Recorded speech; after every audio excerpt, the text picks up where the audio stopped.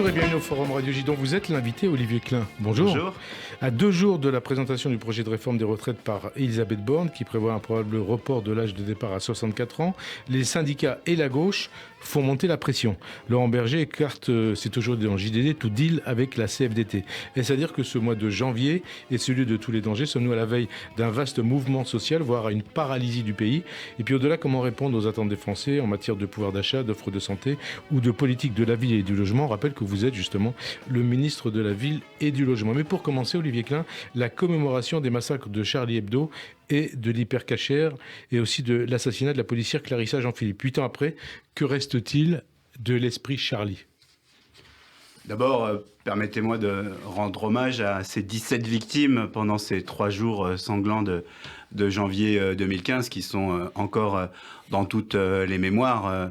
On a vu pendant ces jours-là à quel point le racisme, l'antisémitisme pouvaient produire des drames aussi horribles. Et je voudrais à nouveau rendre hommage à ces victimes, avoir une pensée pour les familles.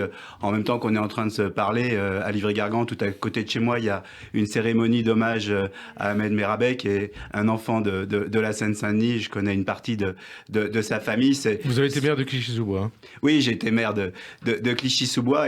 Et c'est vrai qu'on se souvient tous de là où on était quand on a entendu le début de ce qui se passait de manière aussi tragique à Charlie Hebdo. On se souvient de ces journées, de l'effroi qui nous a tous saisis. Et bien évidemment, on est tous Charlie, Ahmed. Et que reste-t-il de cet esprit Charlie? Est-ce qu'il en reste quelque chose aujourd'hui? Parce que les atteintes à la laïcité se multiplient, notamment dans les collèges et les lycées, débouchant même jusqu'à des menaces contre des professeurs au nom d'Allah et de l'islam. Est-ce à dire que l'État est impuissant encore aujourd'hui face aux ravages de l'islamisme? Non, moi je suis ministre de la République, je suis élu, je suis un citoyen engagé depuis mon adolescence pour justement faire respecter le triptyque républicain de liberté, d'égalité et de fraternité, mais aussi la force de la laïcité. La laïcité, elle nous protège tous. Elle nous permet de faire vivre le triptyque républicain. Et donc, il ne faut jamais renoncer à ce qu'est la loi, à ce qu'est notre pays, à sa force de savoir construire ensemble cette France multiculturelle dans laquelle on a notre temps privé, celui de la religion ou celui qui n'y croit pas, et puis le temps public, celui qui nous rassemble dans l'école de la République, qui nous rassemble dans nos rues. Donc moi je suis pas quelqu'un qui renonce, au contraire, je suis quelqu'un qui me bat tous les jours pour cette fraternité, pour cette égalité, pour cette France laïque, multiculturelle. Et donc là où il y a des combats, il faut les mener dans le respect de la loi et dans le respect de ce que l'on est et de la force de ce pays de pouvoir construire et vivre ensemble. Et pourtant, pour certains élèves, pour certains de leurs parents, la laïcité représente avant tout un ensemble d'interdictions. Est-ce que la laïcité est une chasse aux sorcières? Non, la laïcité, c'est une protection. Elle nous permet de vivre ensemble dans ce pays, dans le respect de la loi, dans les obligations qui sont les nôtres, dans le respect de l'autre, dans l'envie de construire ensemble. Vous savez, vous l'avez dit tout à l'heure, moi je suis maire de Clichy-sous-Bois, donc une ville jeune, multiculturelle, dans laquelle on sait la chance de l'intégration, la chance que représente le multiculturalisme. Donc non, il faut que chacun comprenne que la laïcité, c'est une chance pour ce pays.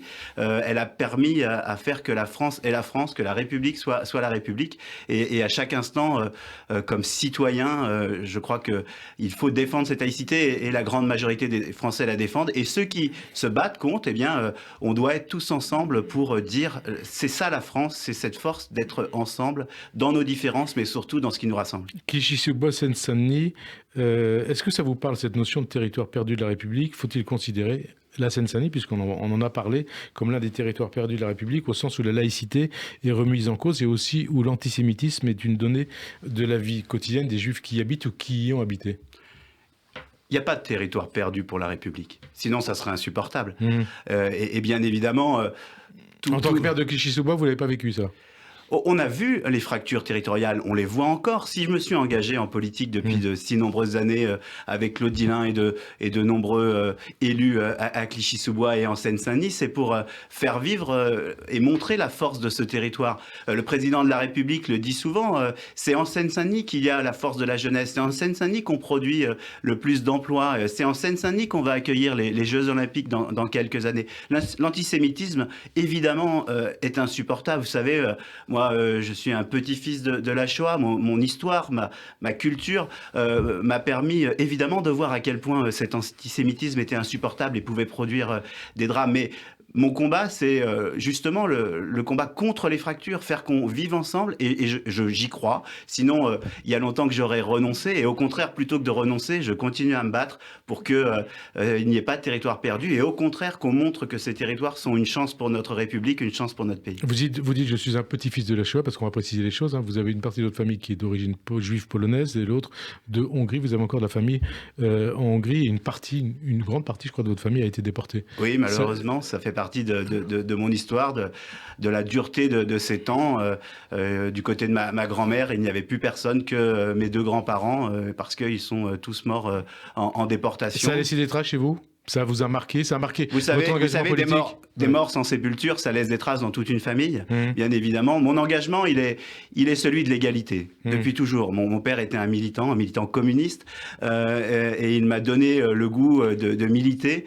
J'ai fait de très belles rencontres en politique, je continue à en faire.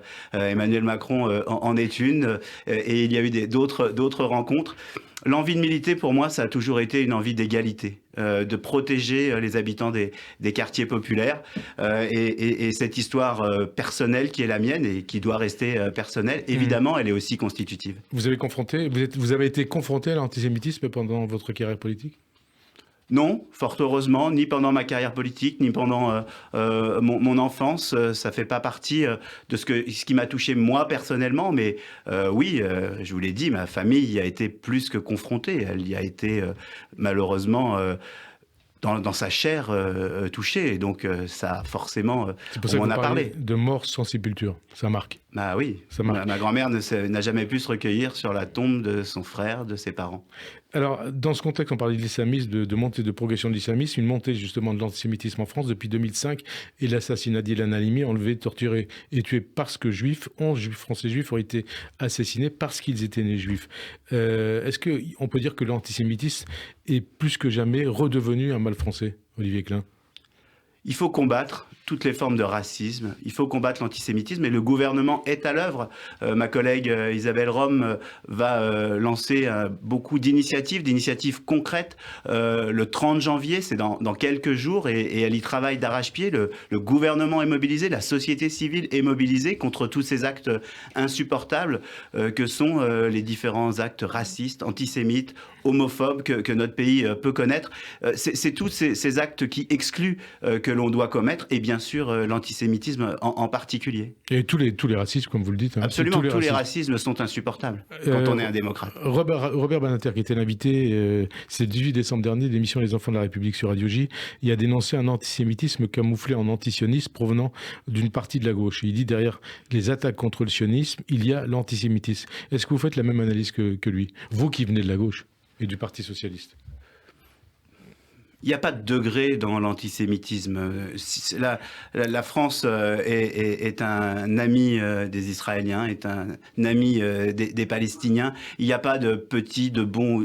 Tout antisémitisme, tout racisme est insupportable et doit être condamné et doit être poursuivi et doit faire l'objet d'actions concrètes. Vous savez, comme maire de Clichy-sous-Bois, avec les élèves de nos collèges, on fait un très gros travail sur ces sujets-là. Avec le musée des arts et des traditions hébraïques et l'Institut du monde arabe, on a montré une magnifique exposition aux collégiens de Clichy-sous-Bois qui montre à travers l'art, à travers la culture, comment des objets du culte, des objets du quotidien peuvent se ressembler dans ces deux religions monothéistes si importantes pour notre pays. C'est tout ça qui combat le racisme, l'antisémitisme. C'est montrer d'abord tout ce qui nous rassemble et faire fi des pensées insupportables qui peuvent faire le lit de tout racisme et de tout antisémitisme. Puisque vous venez de parler de laïcité, quel regard vous portez sur la situation en Iran, sur ces femmes et ces hommes aussi, qui se révoltent contre le port du voile jusqu'à en payer de leur vie? Vous savez, un regard de tristesse, un regard de conviction, un regard de soutien. Femme, vie, liberté, c'est un slogan magnifique qui porte et nous devons bien évidemment être très attentifs à la situation de ces jeunes. Il y a eu encore des exécutions. 4 exécutions hier. Ces derniers jours, c'est évidemment extrêmement grave, insupportable et je veux évidemment adresser tout mon soutien à ces militants en lutte. Et puisqu'on voit ce qui se passe en Iran, ces femmes qui disent on ne veut plus porter le voile pour notre liberté, et quand vous constatez qu'en France, le port du voile est devenu une revendication des islamistes, mais aussi d'un certain nombre de militantes féministes, voire de partis de gauche, qu'est-ce que ça vous inspire ? La loi, rien que la loi. Il y a des moments, et c'est la force de la laïcité qui permet à chacun de faire ses choix et ses propres choix. Et puis, il y a l'école, ce lieu de neutralité dans lequel les convictions religieuses ne doivent pas apparaître, le prosélytisme ne doit pas apparaître. Mais dans tous les autres moments de la vie quotidienne, eh bien, c'est un choix qui ne me regarde pas. Alors, on en vient à l'actualité, Olivier Klein, et notamment au discours d'Emmanuel Macron en direction des professionnels de santé. Et il a annoncé la création d'un parc de logements par région dédié aux personnels de santé qui en ont besoin, qui en auraient besoin. Alors d'abord, vous êtes ministre de la Ville et du Logement, donc vous connaissez ce dossier, vous avez étudié ce dossier, vous avez travaillé sur ce dossier. Comment y parvenir ? Que propose l'État pour faire aboutir ce projet, quelque part ce projet présidentiel ? Le président de la République a raison. Le lien entre l'emploi et le logement est fondamental. Aujourd'hui, quand on cherche un emploi, on se demande si on va savoir se loger pas trop loin. Et en particulier les travailleurs clés, les travailleurs de santé, les personnels de sécurité, les fonctionnaires doivent pouvoir se loger, mais tous les salariés doivent pouvoir se loger. Le ministre du Logement s'intéresse à tout le monde. Mais le président a raison. Dans la situation des services de santé, dans la situation de l'hôpital, il est important qu'on puisse regarder comment les aides-soignantes, les infirmières, les jeunes internes puissent se loger le plus proche possible de l'hôpital. Il y a d'abord des dispositifs qui existent déjà. La loi de simplification permet aux élus de dire, eh bien, dans ce programme de logement social, je vais réserver un certain nombre de logements aux travailleurs clés et en particulier au personnel de santé. Donc il faut développer ce qui existe déjà, le faire mieux connaître. Les élus locaux ne connaissent pas encore forcément cette application de la loi 3DS, comme on l'appelle. Et puis, alors, qu'est-ce qu'il va y avoir d'autre ? Après, il faut, et on a commencé... complémentaire, on va dire. On a commencé, c'est un travail interministériel, le ministre du Logement, le ministre de la Santé, le ministre de la Fonction publique. On travaille ensemble à réfléchir ce que l'on peut faire de plus pour aller plus vite. Il y a un travail qui est mené avec l'Agence régionale de santé Île-de-France, qui a déjà prévu 50 millions d'euros pour réserver des places pour leur personnel dans la région Île-de-France. Et c'est important, si ce n'est pas suffisant, il va falloir investir plus. Il y a un travail très important qui doit être fait sur le foncier, à la fois le foncier nu, c'est-à-dire des terrains, et puis des bâtiments qui peuvent être utilisés par les personnels de santé. Donc il y a un travail de recensement qui doit être fait. Utiliser et transformer, ce qui est déjà en cours. Mais quand on parle des personnels de santé, ça peut être aussi des militaires. Par exemple, en face de mon ministère, boulevard Saint-Germain, il y a une ancienne caserne qui est en train d'être transformée pour être transformée en logement social. Si on a du foncier, on peut le mettre à disposition à un tarif beaucoup plus bas pour les promoteurs, pour les bailleurs sociaux, pour qu'ensuite on ait un parc réservataire pour nos fonctionnaires, en particulier les personnels de santé. Et puis il faut accompagner... Donc, et vous parlez d'Île-de-France, il y a aussi les autres... Non, là, quand je parle du foncier, c'est pas que l'Île-de-France. Vous savez, quand on regarde les hôpitaux d'avant, il y a souvent des terrains avec beaucoup de place. Donc il faut regarder ce que l'on peut faire avec ce foncier, l'utiliser mieux, justement pour permettre au personnel de santé de travailler à proximité, de vivre, à proximité de là où ils travaillent. C'est très important. Moi, je travaille en ce moment à la réflexion de ce qu'on appelle un pacte de confiance avec les bailleurs sociaux. La question de faire qu'on propose un logement à moins de 30 minutes de là où on va travailler, c'est extrêmement important. Le président de la République, d'ailleurs, a parlé logement et déplacement. Parce que la question du logement se pose différemment si, en descendant de chez soi, on trouve un bus, un tramway, un métro qui nous permettent d'aller travailler. Mais si on est un peu au milieu de nulle part, évidemment, il faut raccourcir les distances, surtout dans une période où on est tous persuadés qu'il va falloir moins utiliser sa voiture. Donc on est extrêmement mobilisés depuis avant l'annonce du président, mais évidemment, le président nous a confirmer dans ce travail que l'on doit mener de manière interministérielle pour trouver des solutions rapides, proposer aux hôpitaux de l'ingénierie pour recenser leur foncier, le mettre à disposition, mettre en lien... C'est un travail qui a déjà commencé ou qui Oui, va c'est un commencer travail qui a déjà commencé. Avec Stanislas Guerini, on s'est déjà vu plusieurs fois pour parler de logement. Avec le ministre de l'Éducation nationale, Pape Ndiaye aussi, on a un travail sur le logement des enseignants. Et puis avec le ministre de la Santé, François Braun, on a aussi un travail très fort sur la question du logement, parce que le président de la République a parfaitement raison. Et avec la Première ministre, on souhaite rapprocher ce temps de déplacement entre le domicile et le travail. Et évidemment, si on veut lutter contre les difficultés, les désertifications médicaux, cette question de la place des personnels de santé et où ils vont vivre en sécurité, tranquillement et proche de leur lieu de travail est extrêmement importante. Et je peux vous assurer qu'on est extrêmement mobilisé, encore plus depuis le discours du président de la République, mais on l'était déjà beaucoup. Mais alors, selon quel calendrier ça pourrait être concrétisé quand ? Il y a déjà des choses qui sont en train de se concrétiser. Hein. Il y a un travail qui est mené, on parlait de la région Île-de-France, entre la ville de Paris, les hôpitaux de Paris, assistance publique. Il y a un travail qui est déjà mis en œuvre avec les bailleurs sociaux. Bien évidemment, on ne claque pas des doigts pour construire un immeuble. Mais là, mais il y a des transformations. Depuis l'annonce du président, bon, il y a des choses nouvelles qui vont être faites. Les premiers logements de ces personnels de santé, ce sera pour quand ? Et d'abord, il y en a déjà qui sont en train d'être construits dans le cadre de la loi 3DS. Il y en a déjà qui sont en train d'être réalisés dans le cadre de l'effort de l'Agence régionale de santé Île-de-France avec ses 50 millions d'euros. Donc, on est déjà en train de dédier des logements. C'est une action qui prendra du temps. Il faut aussi redonner confiance dans le logement social, y compris pour les personnels de santé. Parfois, ils n'ont pas le sentiment que c'est le logement qu'il leur faut et il faut d'autres dispositifs. Il y a ce qu'on appelle le logement intermédiaire. Il y a aussi la capacité de donner...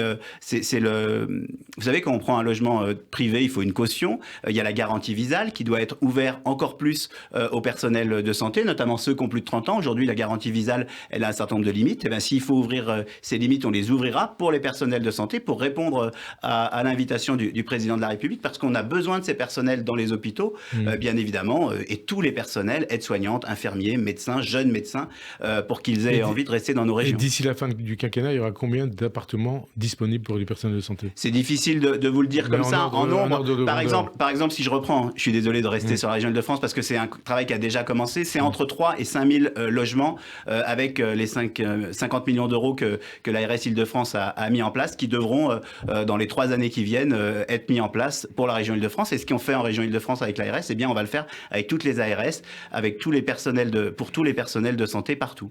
Alors, autre dossier qui vous concerne en tant que ministre du Logement et de la Ville, le prix de l'énergie. Comment comptez-vous procéder pour éviter une explosion des prix lors des appels, notamment les appels de charges des copropriétés ou des bailleurs ? Alors on l'a dit, il y avait déjà des boucliers pour les abonnements individuels, gaz, électrique, un bouclier sur le gaz collectif, mais il y avait des oublis.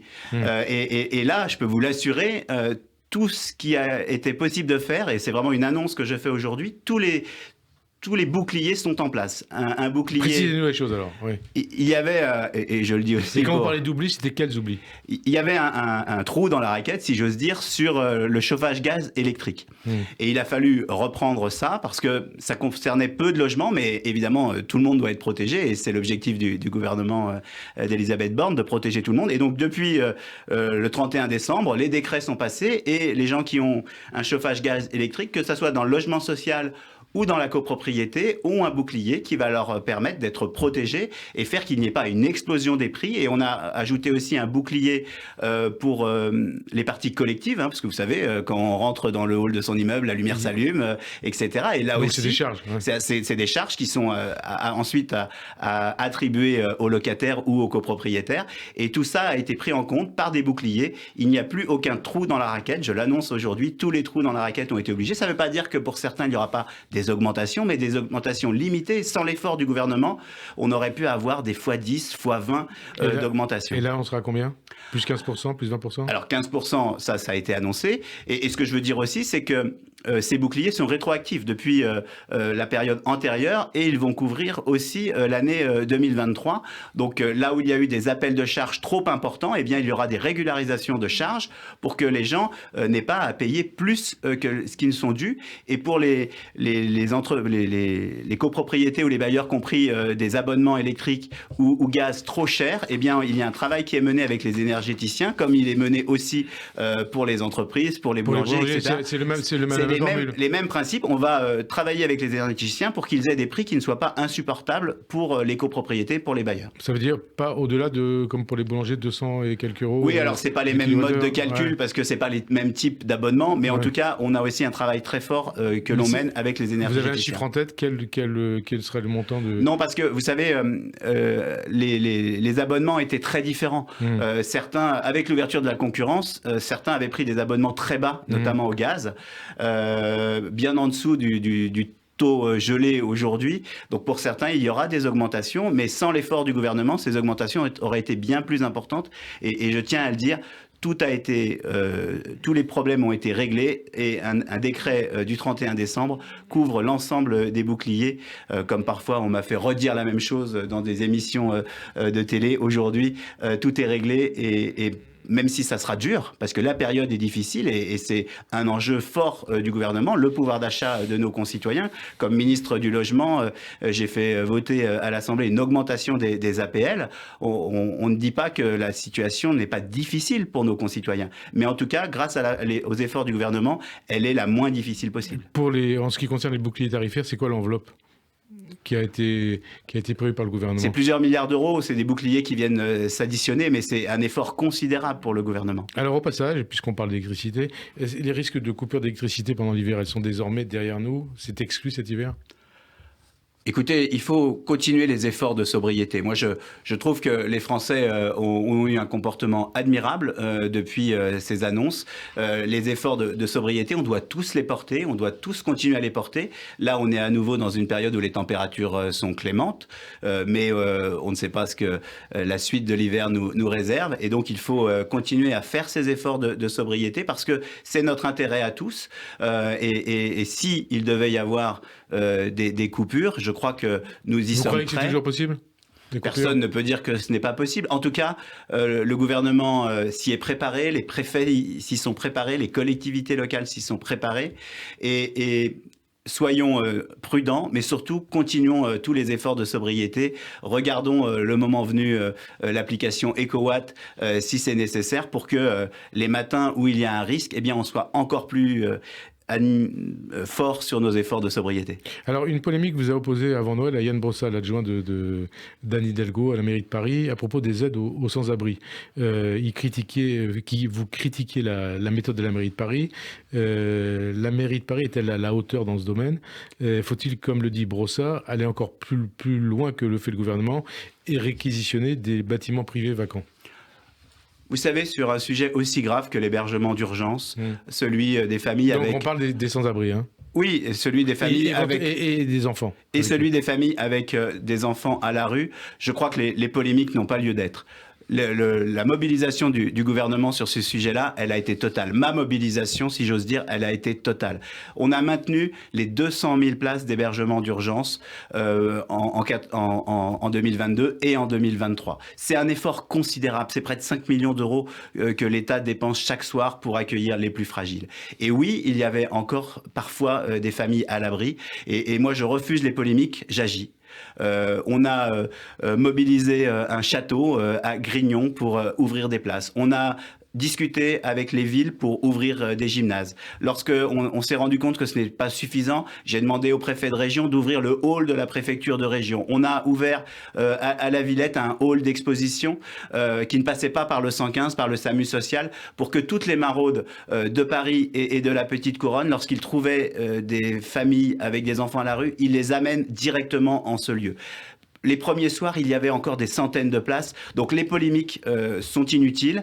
Moi, j'ai rencontré l'ensemble des élus Parisiens, de la France entière. On a travaillé, et ce que je veux, c'est qu'on continue à travailler ensemble, non pas pour une gestion de l'hébergement d'urgence au thermomètre quand il fait froid, mais une gestion de l'hébergement d'urgence en permanence. Et le gouvernement est pleinement engagé. Dans les semaines qui viennent, presque dans les jours qui viennent, on va annoncer le plan Logement d'abord 2, qui est la suite du premier plan Logement d'abord. Comment on passe de la rue à l'hébergement d'urgence à un toit, parce que le plus important, c'est un toit. C'est plus de 400 000 personnes que le plan Logement d'abord a permis de sortir de la rue. C'est un effort considérable. L'effort du gouvernement est considérable. Et pour cette année 2023, en plus d'avoir gardé les 200 000 places d'hébergement d'urgence, le gouvernement a déjà inscrit 44 millions d'euros supplémentaires dans le nouveau plan Logement d'abord 2. On y travaille avec toutes les associations, avec toutes les collectivités locales. Donc pas de polémique sur un sujet aussi grave. Travaillons ensemble. Et je peux vous assurer que c'est la manière dont je travaille avec la Fondation Abbé Pierre, avec le FAS, avec Christophe Robert, avec Pascal Brice, avec toutes les associations. On travaille. Après les petites polémiques sur Twitter ou ailleurs, je les laisse derrière moi et j'agis. Les polémiques, en tout cas, elles ont commencé sur la réforme des retraites. Elisabeth Borne va présenter donc mardi son projet de réforme des retraites, le projet de réforme de retraite du gouvernement. Les syndicats, et notamment Laurent Berger, vous reprochent de ne pas les avoir écoutés. Qu'est-ce que vous leur répondez ? D'abord, la réforme des retraites, je crois que c'est une surprise pour personne. Le président de la République l'avait annoncé. Y compris pour vous qui, à l'époque, étiez... Y compris socialiste. Y compris pour moi. Il l'a annoncé en 2017. C'est vrai que le Covid a fait qu'il y a eu un stop, et il l'a annoncé dans la campagne de 2022. Donc que cette réforme soit à l'œuvre dans les semaines qui viennent, c'est normal. Après, moi, je crois que le gouvernement écoute, le gouvernement a pris le temps de la concertation. Cette réforme, elle doit être juste et elle doit être progressive. Et elle est juste et elle est progressive. On va préciser les choses. Moi, vous dites que je viens du Parti Socialiste. Aujourd'hui, j'entends... Alors, j'ai écouté... Alors, justement, on précise les choses. Donc, il y a des socialistes aujourd'hui qui continuent à dire 62, d'autres qui disent 60. Enfin, on est revenu en janvier 1980 pour certains de mes anciens camarades. Qu'est-ce que ça veut dire ? On revient à l'ère de tonton Mitterrand ? Mais enfin, notre pays, fort heureusement, a beaucoup changé. Depuis 81. Il faut évidemment tenir compte de l'allongement de la durée de vie, et c'est heureux. Il faut tenir compte de la situation, de l'état de ce que dit le Conseil d'orientation des retraites. On ne peut pas... il y a plusieurs lectures à ce qu'il dit. Il y a plusieurs lectures, mais soyons dans une lecture honnête. On ne peut pas engager notre pays et nos enfants dans des chèques sans provision. Donc, soyons attentifs à la pénibilité. Et moi, comme ministre du Logement, j'y suis attentif sur les métiers du bâtiment, etc. Donc oui, il y a des métiers extrêmement pénibles dans lesquels... Qui sera concerné par la pénibilité, ce qui sera proposé en matière de pénibilité? Il y a beaucoup de choses qui sont encore sur la table et laissons la concertation aller jusqu'au bout. Mais il va falloir tenir compte de ces pénibilités, de toutes ces pénibilités, tenir compte des décisions qui ont déjà été prises. La réforme Touraine, elle est déjà en œuvre. C'est 143... Alors, on va préciser les choses. C'est 172 trimestres, c'est 43 années. Alors, justement, on va préciser les choses par rapport on nous dit que l'âge légal serait fixé non pas à 65 ans, mais à 64 ans, et que la durée de cotisation serait portée à 43 ans. Vous confirmez ? Je n'ai pas à confirmer aujourd'hui. Le travail se poursuit, les concertations se poursuivent.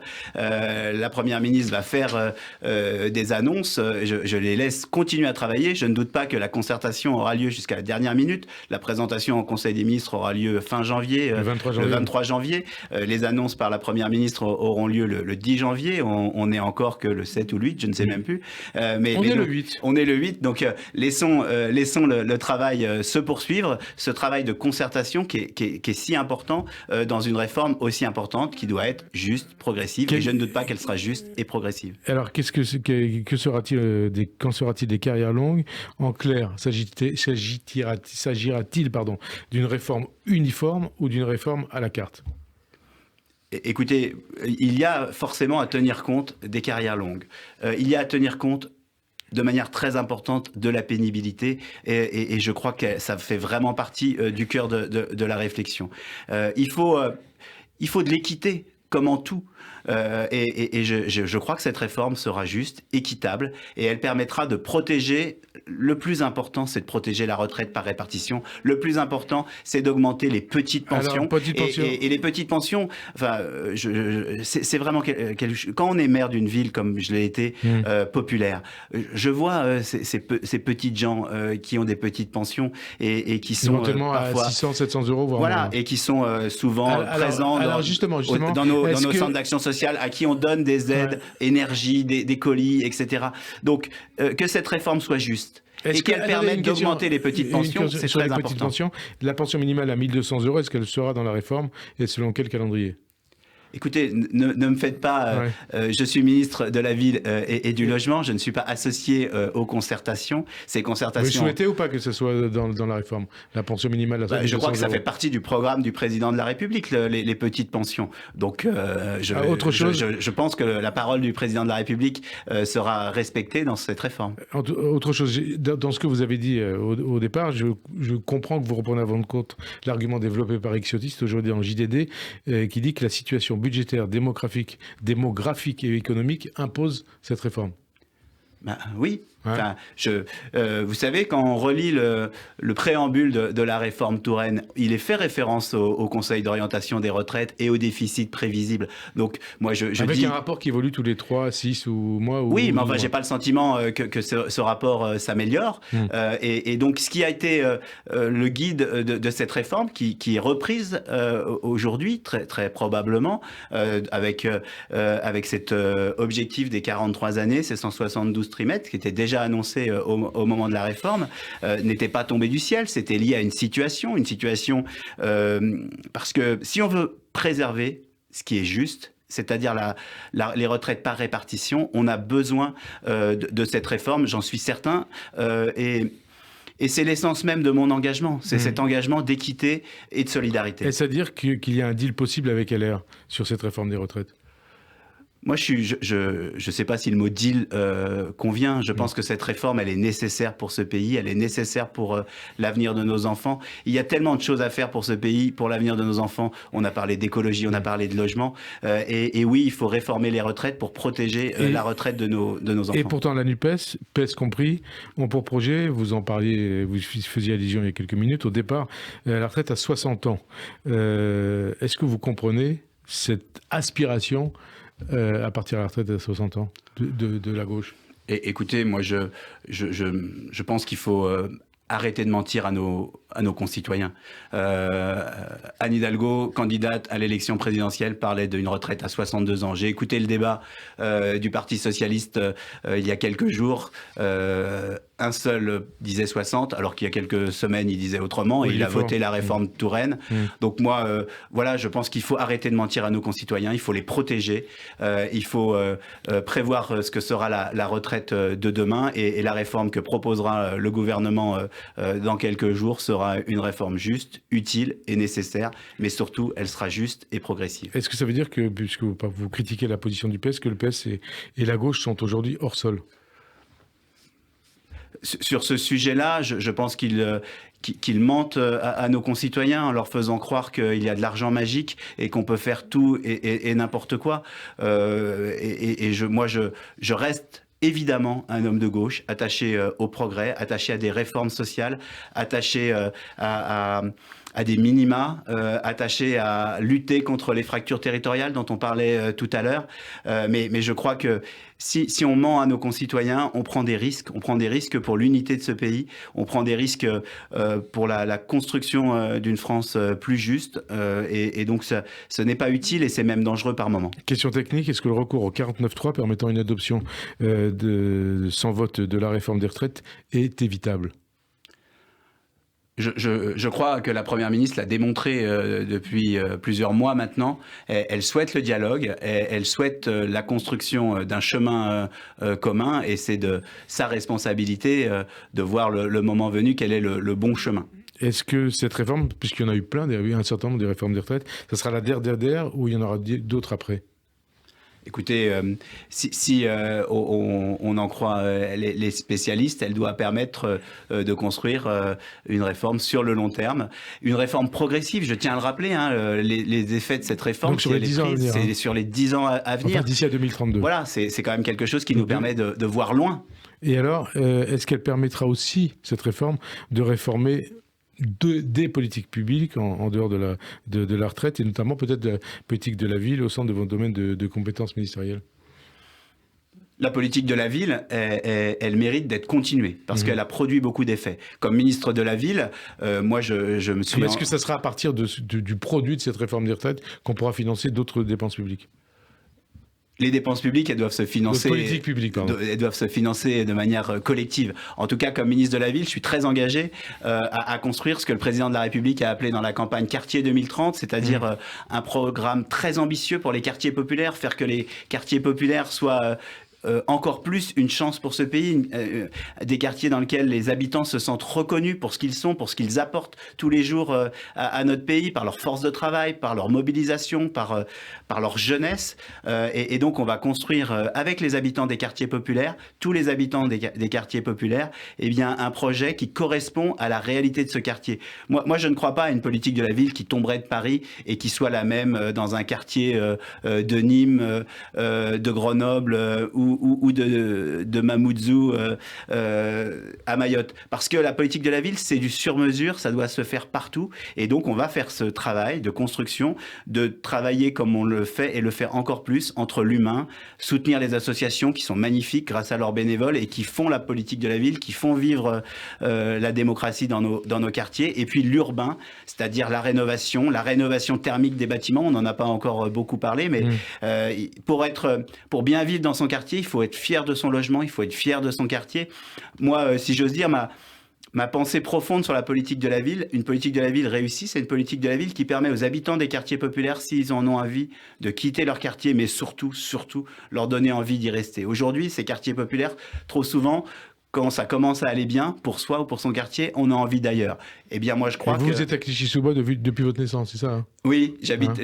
mes parents sont arrivés à Clichy-sous-Bois en 1967. Je suis né en février 67 et j'ai jamais quitté cette ville parce que j'aime les quartiers populaires, j'aime cette ville, j'aime ses habitants et je continuerai à m'engager pour les habitants des quartiers populaires. On revient quand même sur la réforme des retraites parce que ça va être au centre de ce qui va se passer dans les prochaines semaines. Laurent Berger, il écarte tout dit de la CFDT, mais en garde contre des tensions sociales. Le mois de janvier, est-ce que c'est celui de tous les dangers, Olivier Klein?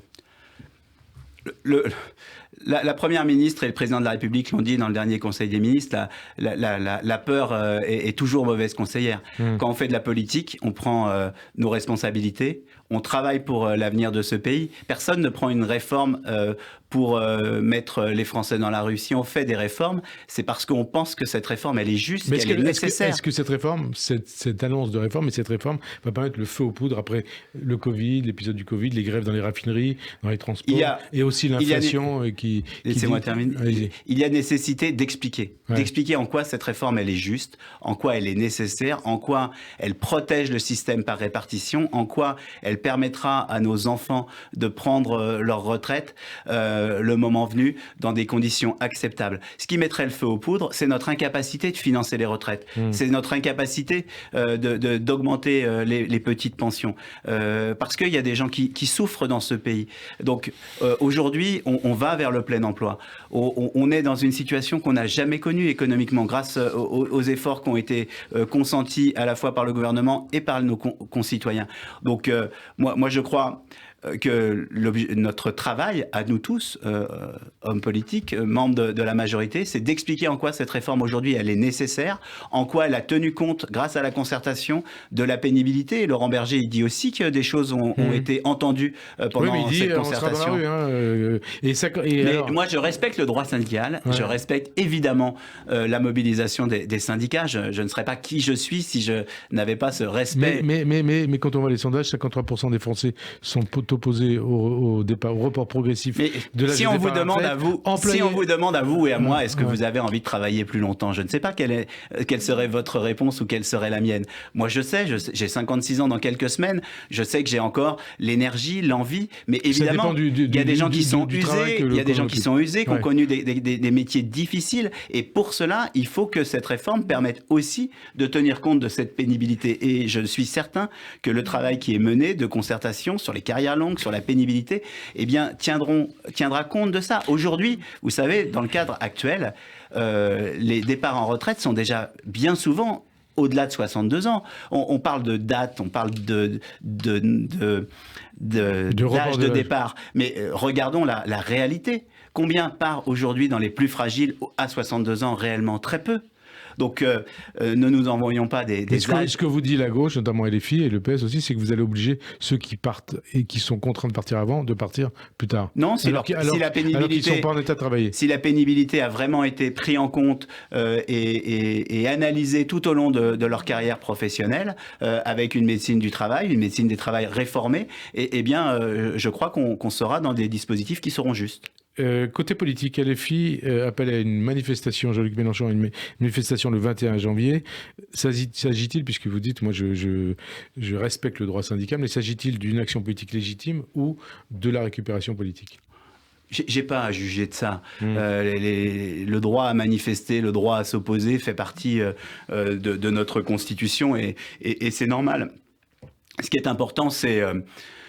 pourquoi faire et pour dire quoi et avec quel objectif politique après. Moi, la retraite à 60 ans. Hein. Manifester. Ou alors peut-être faire tomber le gouvernement. Si la réforme échoue, est-ce qu'il y aura dissolution ? Ça, c'est de la responsabilité du président de la République. Moi, je crois en la démocratie, je crois en la force de la démocratie.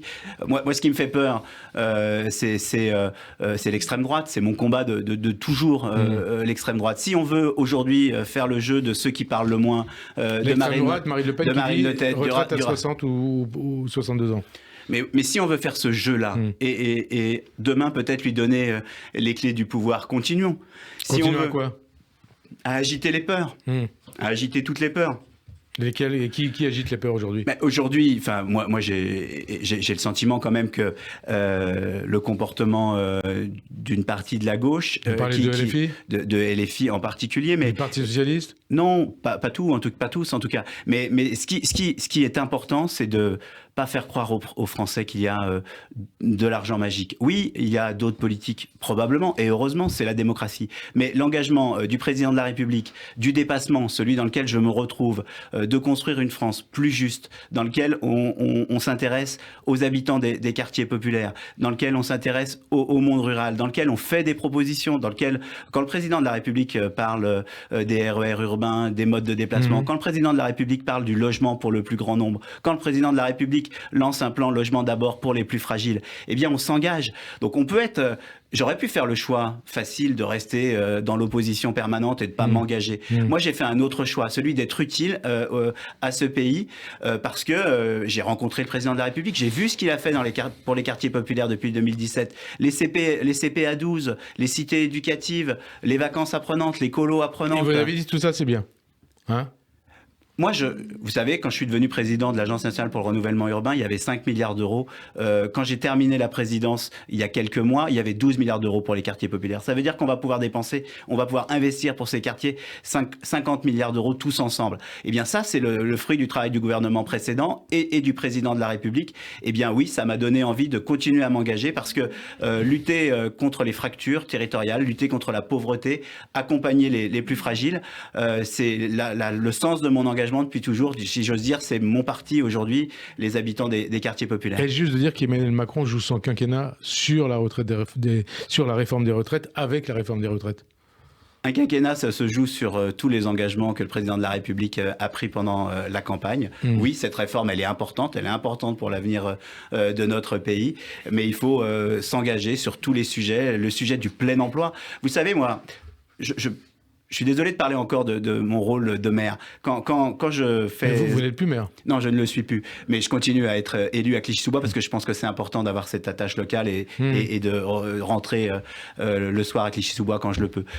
Quand je faisais des rendez-vous il y a quelques mois encore, pour le samedi matin comme maire, beaucoup des rendez-vous étaient ou sur le logement ou sur l'emploi. Aujourd'hui, l'essentiel des rendez-vous sont sur la question du logement, et ça, c'est mon engagement et c'est mon rôle de ministre. Dernière question, Olivier Klein, et juste de dire, vous en avez parlé tout à l'heure, vous y avez fait allusion, que l'objectif numéro 1 d'Emmanuel Macron est d'empêcher Marine Le Pen de lui succéder. Et comment comptez-vous vous y prendre collectivement ? Je crois que c'est notre engagement à tous d'empêcher que l'extrême droite vienne au pouvoir dans ce pays. On voit les désastres du populisme. Donc notre engagement, c'est de montrer qu'une politique juste est possible, qu'elle produit ses fruits en matière de plein emploi, qu'elle produit ses fruits en matière d'accès au logement, qu'elle produit ses fruits en matière de lutte contre les discriminations, qui fasse que les habitants et tous les habitants de ce pays se sentent pleinement citoyens, acteurs de leur avenir. Et ça sera mon engagement, c'est l'engagement du gouvernement d'Elisabeth Borne, de montrer qu'une politique juste produit ses fruits et permet aux habitants de s'épanouir dans leur pays sans aller chercher le populisme et encore moins l'extrême droite. Merci Olivier Klein d'avoir répondu à notre invitation. Bonne fin d'après-midi sur Radio J et à dimanche prochain. Merci. Merci.